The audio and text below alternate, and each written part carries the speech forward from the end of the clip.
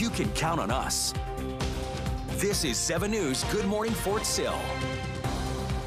Good morning, and thanks for joining us as we start another week here on Good Morning Fort Sill. That's right. Well, we've got a great show today, and are joined this morning actually by our chief meteorologist, Barrett Phillips. So Barrett decided to wake up early with us this morning, and it's a cold one this morning, Barrett. Yeah, it is. One of the coldest mornings we've had so far in December. Maybe not the coldest. We got down to about 19 degrees across the Lawton area a couple mornings ago, or yesterday morning, I guess.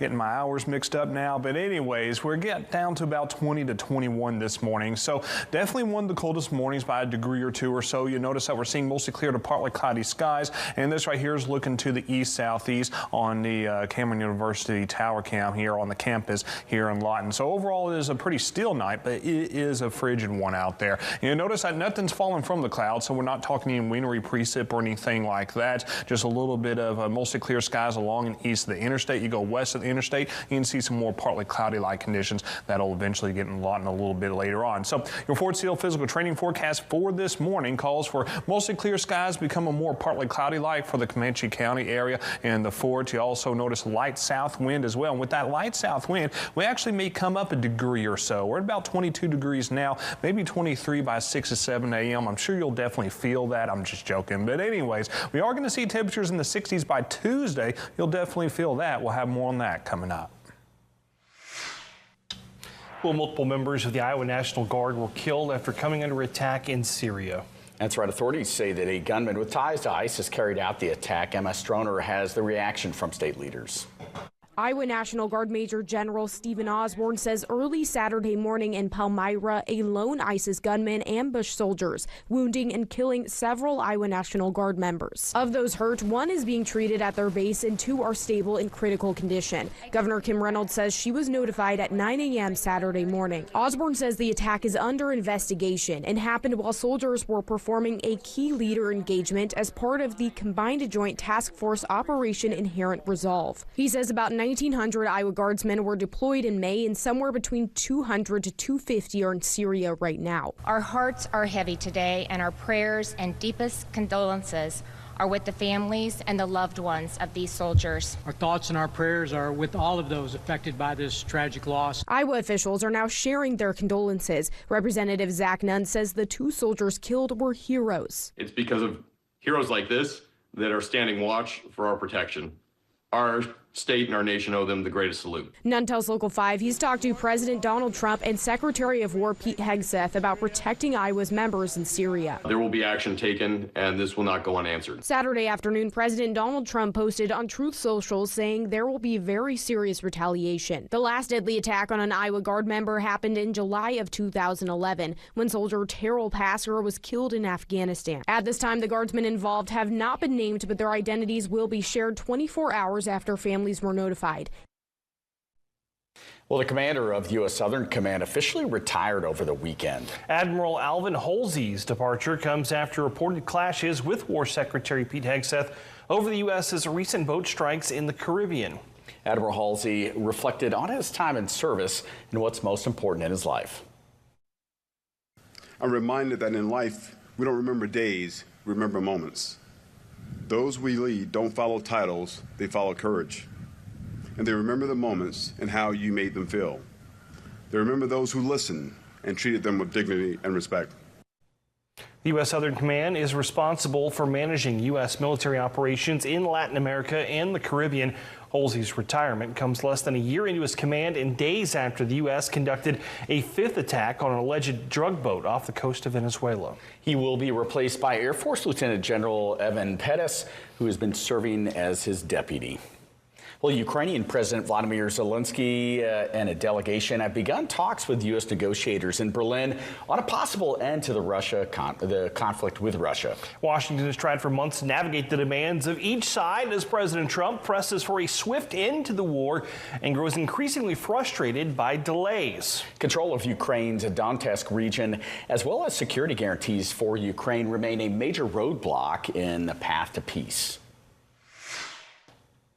Well, Wreaths Across America events took place at cemeteries all across the U.S. over the weekend. The national nonprofit works with local organizations around the country to coordinate wreath placement at service member grave sites each December. The goal is to remember the fallen, honor those who served, and teach future generations the value of freedom. At the Fort Sill Post Cemetery, volunteers came from near and far to participate. I was in the military, I was Army, and I retired out. It's basically me saying thank you for paving the path for me and having all the freedoms that I have, and I walked in their footsteps. Now, locally, in addition to the Fort Sill Post Cemetery, volunteers placed wreaths at the Fort Sill National Cemetery in Elgin and at Highland Cemetery in Lawton.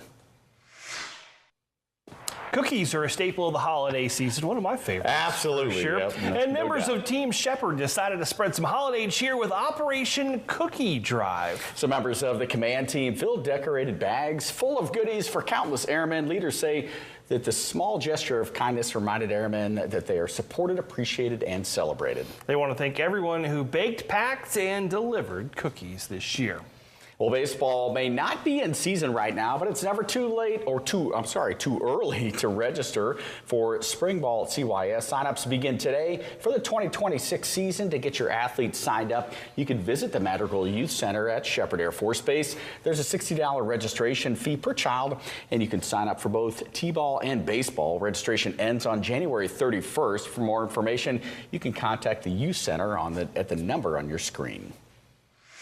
Well, leaders at Altus Air Force Base are investing back into their most valuable asset, their people. The 97th Air Mobility Wing recently hosted the 10 Days of Professional Development. Man, I almost thinking, like a little pun on words there, 12 Days of Christmas. It's a massive initiative packed with over 20 seminars. From decoding medical travel reimbursements to mastering performance evaluations, every course was strategically designed to cultivate a stronger, smarter, and more capable force. Leaders say that the courses were a commitment to empowering airmen, NCOs, officers, and civilians the skills that they need to excel. With the curriculum covering everything from leadership to legal Q&A, Altus Air Force Base has set a new standard for developing the decisive mobility force of the future.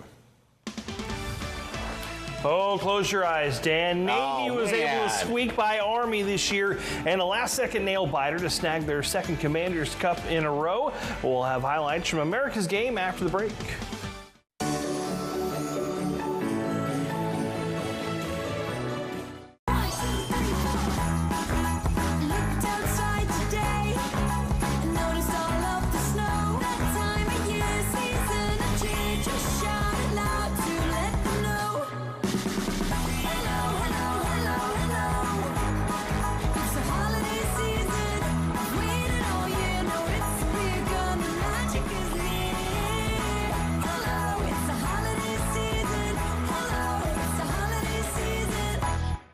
KSWO and the Lawton Fort Sill community want to thank our service members and their families for their service and sacrifice. We are extremely proud of your courage, dedication, and daily commitment to protecting our freedoms.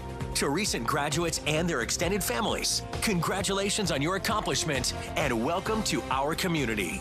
Lawton Fort Sill is a unique area like no other in the country. With our strong working relationship with our armed forces, thank you for everything you do for us. First Alert Forecast with Chief Meteorologist Barrett Phillips.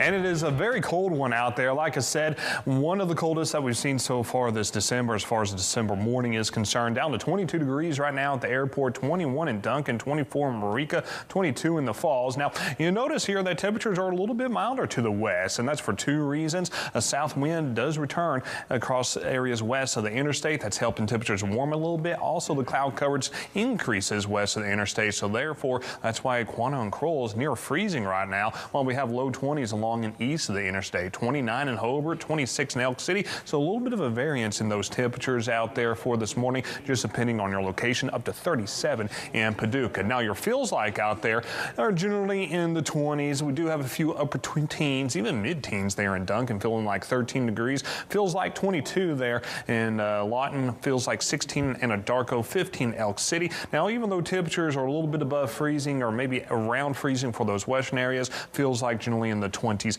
and the 30s across the western areas there. So you do notice plenty of cold air in place, although the core of the Arctic air that came in yesterday is still off to our north and east, and it will remain to our north and east. So we just kind of got clipped or sideswiped by this Arctic air mass. And as we head throughout the rest of the day, we are going to quickly warm those temperatures back to near average for this afternoon. Until then, though, for your Fort Sill physical training forecast, calling for that light south wind. Like I said, even here across Fort Sill and the Lawton area, maybe even going up a degree or so ourselves. We're still going to remain in the low to mid 20s, though. We're also going to see those mostly clear skies become more partly cloudy-like as cloud coverage increases from the west.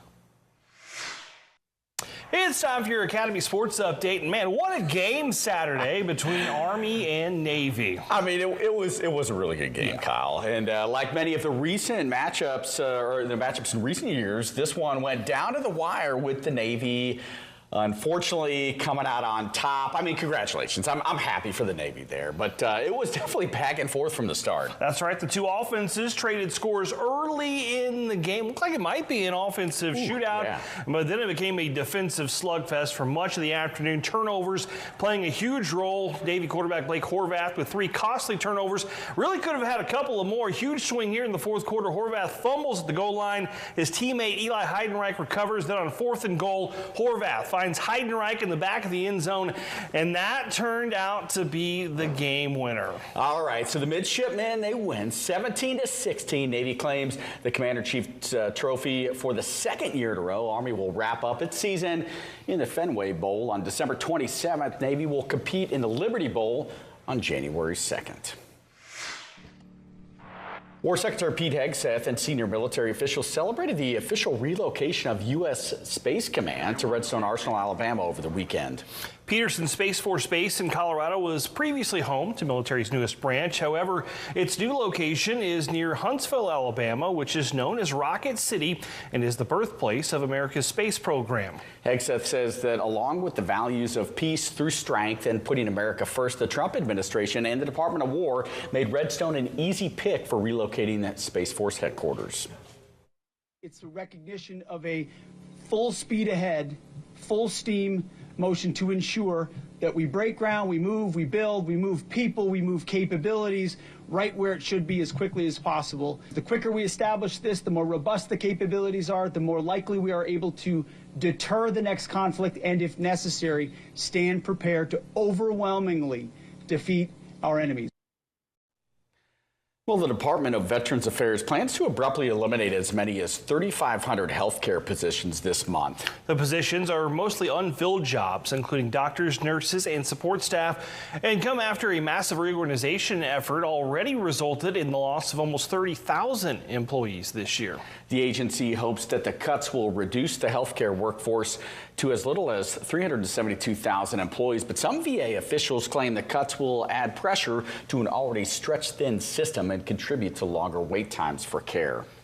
Well, the Army is preparing to roll out a major update to the Army Recovery Care Program, reshaping how the service supports wounded, ill, and injured soldiers. The reform will streamline the footprint of soldier recovery units and introduce a new tier of support known as definitive care units. The shift follows a comprehensive review that began early in 2024 when Army leaders were directed to examine how well the program matched current demand. So under the new design, 5 SRUs will remain as the Army's hubs for complex and high-risk medical cases. Locations such as Fort Belvoir, Schofield Barracks, and Fort Bliss will transition into DCUs, while other SRUs that are now underused will inactivate as part of the restructuring.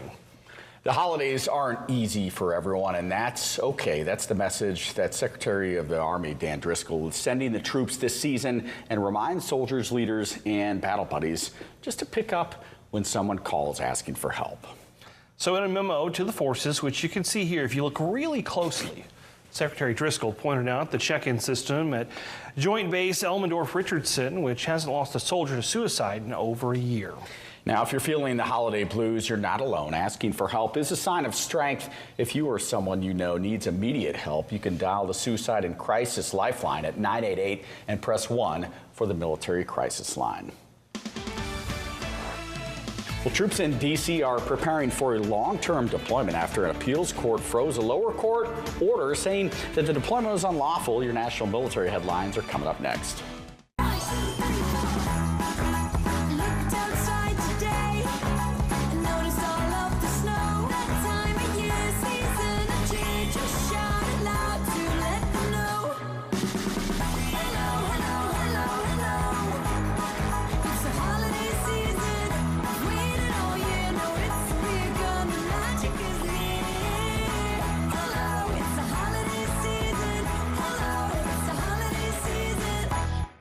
KSWO and the Lawton Fort Sill community want to thank our service members and their families for their service and sacrifice. We are extremely proud of your courage, dedication, and daily commitment to protecting our freedoms.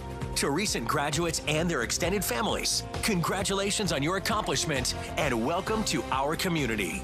Lawton Fort Sill is a unique area like no other in the country. With our strong working relationship with our armed forces, thank you for everything you do for us. Tensions between the U.S. and Venezuela are now jeopardizing one of the few areas where they actually see eye to eye on immigration control. Stefano Polzabon has more from Caracas on the U.S.'s suspension of deportation flights to Venezuela. The pressure against the Venezuelan leader Nicolas Maduro is indeed growing, especially here in Caracas, where on Friday a regular flight that would have brought back hundreds of undocumented Venezuelan migrants to their homeland did not take place. The Venezuelan government issued a statement accusing Washington of unilaterally suspending these flights, which have occurred fairly regularly, about twice a week, as part of an agreement that would have allowed Washington to deport many undocumented migrants, and especially Venezuelan migrants, back to their homeland.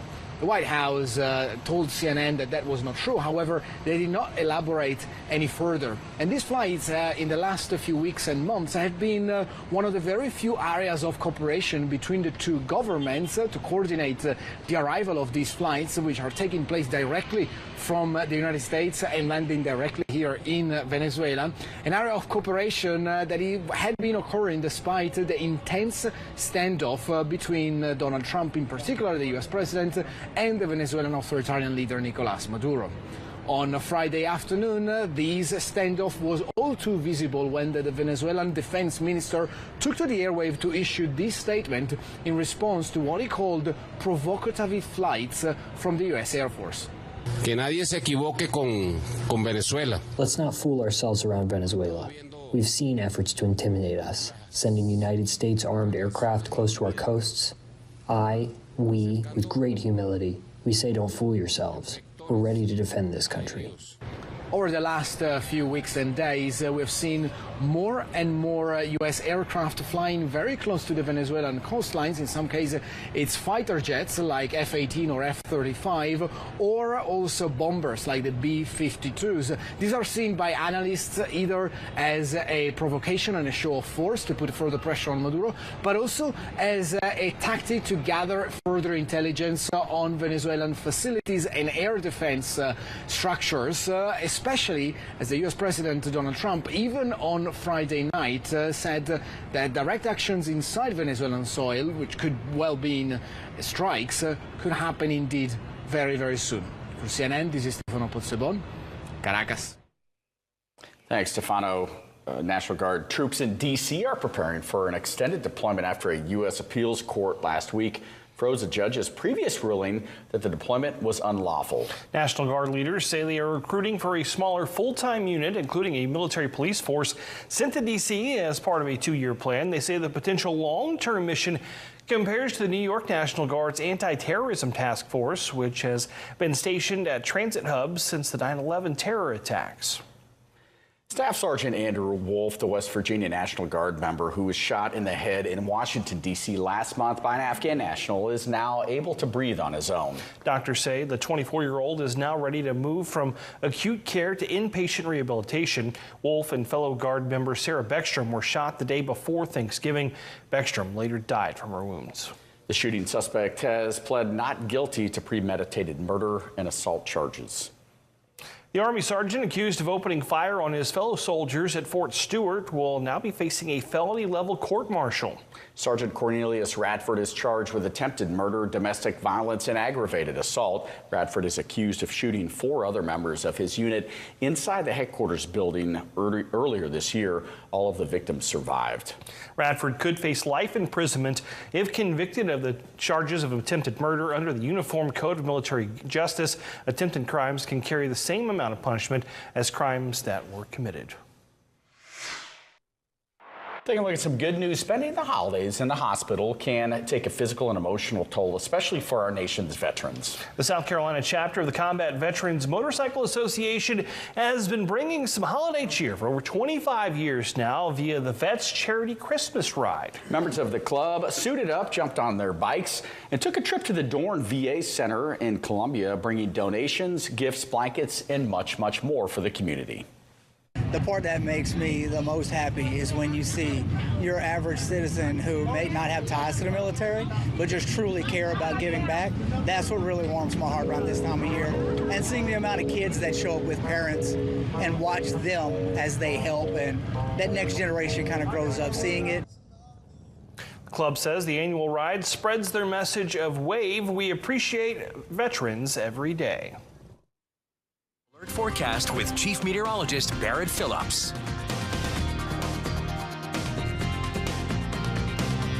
And it's definitely one of the coldest mornings that we've seen so far in December. Yesterday morning was a degree or 2 colder than this morning, but regardless, not going to feel the difference. We have 20 degrees as a low so far this morning at the airport. Low of 21 in Duncan, 21 in the Falls. 19, though, even in southern areas near Graham. 23 in Elk City and Frederick. Further west you go, they return to south wind a little bit earlier. So because of that, temperature is actually a little bit warmer. We're even talking above freezing from Childress, Aquana, Kroll, Paducah sitting at 37. Increased cloud coverage as well for areas southwest of the interstate. We'll start to see the cloud coverage coming into Fort Sill here in the next little bit. Still 20 degrees though in Lawton, 24 in the Falls, 21 in Duncan, 24 as well once you go east of the interstate there. You'd also notice those feels like pretty similar to what those actual air temperatures are, but there are a few areas where it does feel like the teens, where maybe have slightly heftier wind. Anyways, you do notice the core of the Arctic air, though, still off to our north and east. We just kind of got sideswiped by it, but we will start to see those temperatures go up near average, where we should be, or near 50 degrees as we roll through the afternoon hours. Until then, mostly clear skies become more partly cloudy-like. A slight increase in the clouds coming in from the southwest for your Fort Sill physical training forecast this morning. Also, a south wind at about 5 to 10 miles an hour. Temperatures will be in the low 20s, maybe coming up a degree or 2 in the next hour or 2 as that south wind starts to kick in from the southwest. But regardless, you're not going to feel the difference, really. You won't feel the difference until the late morning hours. Ooh, one of the coldest mornings. Cold for sure is. Wow. Well, thanks for watching Good Morning Fort Sill. Good Morning Texas is up next. Stay with us.